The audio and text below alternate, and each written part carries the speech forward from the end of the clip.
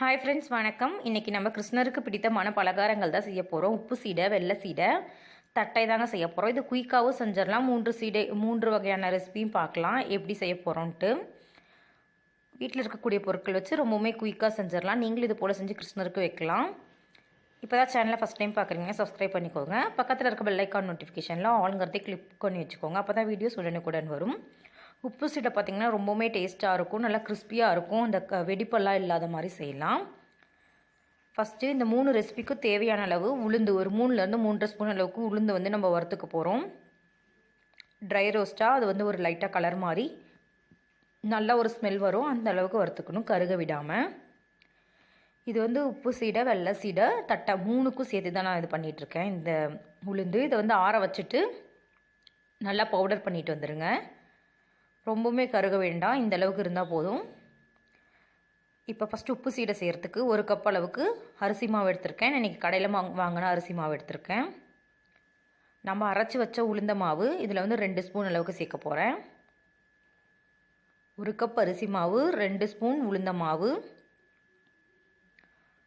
1 spoon பொட்டுக்கடலை மாவு. இது வந்து உப்பு சீடைக்கு. இதே சேம் மெத்தட் தான் வெள்ளை சீடைக்கும் ஸ்வீட் சீடைக்கும். உளுந்த மாவு ஆனால் இது மட்டும் சேர்க்க மாட்டோம், பொட்டுக்கடலை மாவு மட்டும் சேர்க்க மாட்டோம். அரிசி மாவு 1 கப், 2 ஸ்பூன் அளவுக்கு உளுந்த மாவு. அதோட நான் மிக்ஸ் பண்ண இது வந்து டெலீட் ஆகிடுச்சு. இதே மாதிரி தான் இருக்கும். அதுக்கும் 1/2 கப் உளுந்து, 1/2 கப் வெல்லம், 1/2 கப்லேருந்து 3/4 கப் வரைக்கும் வெல்லம் எடுத்துக்கலாம். அதுக்கு இதை சளிச்சிட்டு இது போல் எடுத்துக்கலாம். இதில் வந்து தேவையான அளவு உப்பு, எள் இதெல்லாம் சேர்க்க போகிறோம். நம்ம வெள்ளை எள் சேர்த்துக்கலாம், இல்லைன்னா கருப்பு எள் கூட சேர்த்துக்கலாம். இது உளுந்த மாவு, பொட்டுக்கடலை மாவெல்லாம் சேர்க்கங்காட்டி நல்லா அந்த வெடிப்பு இல்லாமல் மொறுமொறுப்பாகவும் இருக்கும், டேஸ்ட்டாகவும் இருக்கும். தேவையான அளவு உப்பு, கொஞ்சமாக எள், கொஞ்சமாக வெண்ணெய் இருந்தால் சேர்த்துக்கோங்க. நான் இன்றைக்கி நெய் சேர்க்குறேன். ஃபஸ்ட்டு இதெல்லாம் சேர்த்துட்டு ஒரு வாட்டி நல்லா கலந்து விட்டுக்கணும். நெய் சேர்க்குறங்காட்டி நல்ல ஒரு வாசனையாக இருக்கும், நல்ல ஒரு டேஸ்ட்டாக இருக்கும். நெய் இல்லைன்னா வெண்ணெய் ரெண்டுமே சேர்த்துக்கலாம். சேர்த்துட்டு ஒரு வாட்டி நல்லா மிக்ஸ் பண்ணி விட்டுருங்க. இப்போ தேவையான அளவு தண்ணி கொஞ்சம் கொஞ்சமாக தெளித்து மாவு மிக்ஸ் பண்ணிக்கலாம். நல்ல ஒரு சப்பாத்தி மாவு பதத்துக்கு பிணைஞ்சிக்கோங்க. பிணைஞ்சிட்டு சின்ன சின்ன உருண்டைகளாக உருட்டி ஆயிலில் போட்டு எடுத்துருங்க. உங்களுக்கு எந்த ரொம்பவுமே பெருசாக போட வேண்டாம், உள்ளே வேகாமல் போயிடும். இதை வந்து ஆயிலில் போட்டு ரொம்பவுமே ப்ரௌன் வராமல் லைட்டாக சிவந்து வந்தவொடனே எடுத்துருங்க. நெக்ஸ்ட்டு பார்த்தீங்கன்னா ஸ்வீட் சீடை, அதோட வீடியோஸ் தான் டெலீட் ஆகிடுச்சின்ட்டு.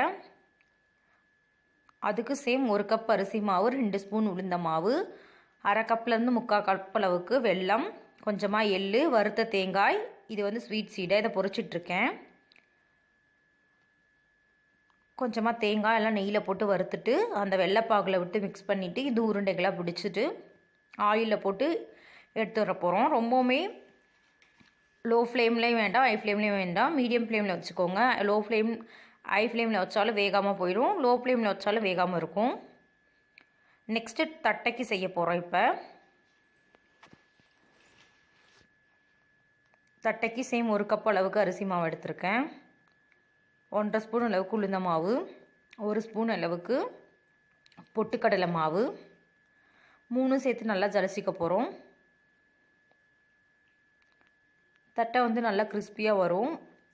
உளுந்த மாவு, பொட்டுக்கடலை மாவெல்லாம் சேர்க்குறங்காட்டி அதுக்காக கொஞ்சமாக உப்பு சேர்த்துட்டு நல்லா சலிச்சிக்கோங்க. அந்த ரவை மாதிரி இருக்கும் நம்மளோட உளுந்தெல்லாம், அதுக்காக. இதில் இப்போ தேவையான பொருட்கள்லாம் சேர்த்துடலாம். இன்னும் கொஞ்சம் உப்பு சேர்த்துருக்கேன், பெருங்காயம் கொஞ்சமாக சேர்த்துருக்கேன், வாசனையாக இருக்கும், அதுக்காக லைட்டாக பெருங்காயம். கொஞ்சம் நம்ம லைட்டாக காரம் சேர்த்து தான் செய்ய போகிறோம் இன்றைக்கி. எள், கருப்பு எள்ளு சேர்த்துக்கலாம், நான் வெள்ளை எள்ளு சேர்த்துருக்கேன். காஷ்மீரி மிளகாய் தூள் தான் இன்றைக்கி நான் சேர்த்துருக்கேன், கொஞ்சம் கலராக இருக்கட்டும்ன்ட்டு லைட்டாக மட்டும் சேர்த்துருக்கேன், ரொம்பவுமே காரம் இல்லாத. கொஞ்சமாக நெய்க்கு பதிலாக வெண்ணெய் சேர்த்துக்கலாம் இந்த ரெசிபிக்கும். கொஞ்சமாக பொட்டுக்கடலை சேர்த்துருக்கேன், பொட்டுக்கடலைக்கு பதிலாக கடலைப்பருப்பு ஊற வச்சு சேர்த்துக்கலாம்.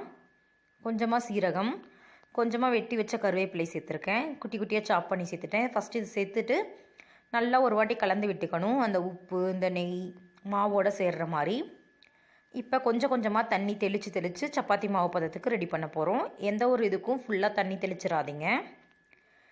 இது போல் மாவு ரெடி பண்ணிட்டோம். இப்போ ஒரு ஆயில் கவரில் வந்து சின்னதாக ஒரு உருண்டைகளாக நெல்லிக்காய் சைஸில் ஒரு பால் எடுத்து வச்சுட்டு அதை வந்து நம்ம தட்டைகளாக தட்டிக்கலாம். நான் நிறையா வந்து மினி தட்டை தான் செஞ்சுருந்தேன், கொஞ்சம் மட்டும்தான் பெரிய தட்டைகளாக செஞ்சேன். இது போல் எடுத்துட்டு 2 சைடும் ஆயில் தடவிக்கோங்க. அந்த ஆயில் கவர்லையே ஒரு பிளேட்டான பாத்திரம் எடுத்துக்கோங்க. சமமான பாத்திரம் எடுத்துகிட்டு இது போல் ஒரே ஷேப்பாக கை வச்சு இது பண்ணி விடுங்க. நம்மளுக்கு ஒரே மாதிரி பெருசாகவும் இல்லாமல் கரெக்டான திக்காகவும் இல்லாமல் தின்னாகவும் இல்லாமல் தட்டை வந்து ரெடி ஆகிடும். ஆயில் வந்து இது செய்யும் போது ஹீட் பண்ணி வச்சுக்கோங்க. ஹீட் பண்ண ஆயிலில் வந்து இதை உள்ளே சேர்த்துட்டு ஃப்ரை பண்ணிக்கலாம். அதுவே லைட்டாக பொரிஞ்சது, ஒரு சைடு பொரிஞ்சதோ அதுவே எலும்பி வரும்.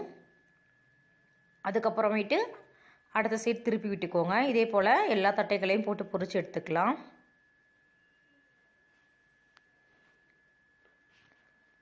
கரெக்டான தீயில வச்சுக்கோங்க. இது போல் நல்லா பொரிஞ்சவுமே எடுத்துக்கோங்க.